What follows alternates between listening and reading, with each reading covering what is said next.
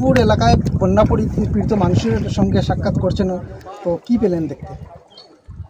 দেখেন, আমি আজকে তোমার বাদেমাখল, এটা হইল নতুন 8 নম্বর ওয়ার্ড। এই অঞ্চলে গোটা যে পরিবার যারা ফ্লাড এফেক্টেড হয়েছে, আমি দেখে অত্যন্ত দুঃখিত। আর আমি নিজে, আমার বাবা এমএলএ, তার তরফ থেকে, তার তো শারীরিক অসুস্থ থাকার কারণে তাই নাইতে পারছেন না, এজ এ ছেলে হিসাবে আমি আইছি। আর তার ব্যক্তিগত তহবিল থেকে আমরা কিছু খাদ্য, সামান্য খাদ্য আর সব ঘরে ঘরে দিয়া আমরা এটা দিলাম। আর বাদবাকি যে আমরা যে ট্যাক্সি বা যেগুলো করছি, এটা আমি সরকারি মাধ্যমে যতটুকু সাহায্য করা লাগে আমি বলে দিয়েছি যে জিও ট্যাগিং ফটোটাকে আমার কাছে দেওয়ার লাগে, আর যতটুকু সাহায্য করা লাগে আমি এটা সাহায্য করি। আমরা কিছু কিছু জায়গায় দেখেছি মানে বন্যা পীড়িতদের গড় বাড়ি, এমনকি ফিশারির মাছগুলো বেরিয়ে গেছে, সে সম্বন্ধে আপনার সরকারের এটা ফিশারির যেটা ক্ষতিগ্রস্ত হয়েছে বা যেগুলো ফিশারির আমরা ক্ষতিগ্রস্ত দেখেছি, আমি নিজে দেখছি কয়েকটা ফিশারি মানে পুরো একদম ডুবে গেছে। তো সেটা নিয়ে আমি বলে দিয়েছি যার ফিশারি আছে তারা যে এটা ফটো, জিও ট্যাগিং ফটো নিয়ে আমার কাছে দেওয়ার লাগে। আমি সরকারের ফিশারি ডিপার্টমেন্টে এটা যে ক্ষতিগ্রস্ত হয়েছে সরকার তরফ থেকে যতটুকু সাহায্য করা লাগে এটা সরকারে করবে। আমরা দেখছি অন্যান্য জায়গায় সরকারিভাবে ত্রাণ দেওয়া হচ্ছে, কিন্তু এই জায়গাগুলোতে এখন পর্যন্ত ত্রাণের কোনো ব্যবস্থা হয়নি বা শরণার্থী শিবির হয়নি, সে সম্বন্ধে আপনার দাবি সার্কেল অফিসার?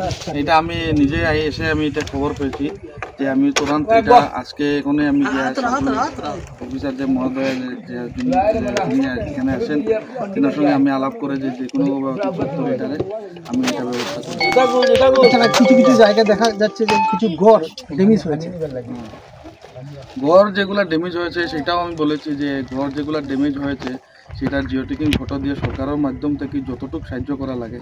আর এটা আমরা গত 2024-এ যেটা ফ্লাডেও যেটা ক্ষতিগ্রস্ত হয়েছে সরকারের মাধ্যম থেকে অনেকে টাকা পাচ্ছে।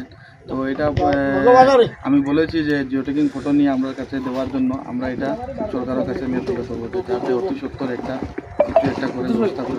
বিগত দিনের বন্যার থেকে এবারের বন্যা কি ভয়াবহ? না, বিগত দিনে বহুত বন্যা ছিল। লাস্ট ইয়ার যেটা বন্যা 2024-এ যেটা ছিল এটা তো ভয়াবহ ছিল। আর এবার দেখেন, এবার যে বন্যা হয়েছে বন্যাটার মেইন কারণটা হইলো যে আমরা যে মালুয়া কান্দিগ্রামের যে এনডি বাঁধ, যেটা এই এনডি বাঁধের যে বাঁধটা ভেঙার কারণে আজকে এই গোটা 10-15 হাজার মানুষ যেটা এফেক্টেড হয়েছে, এটা নদীর জল।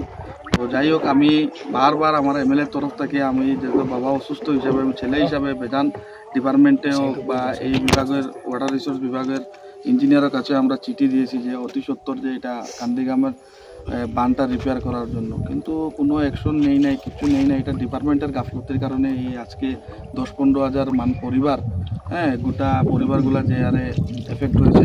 একমাত্র একটাই কথা যে ডিপার্টমেন্টের যে গাফলতির কারণে এই কাজটা।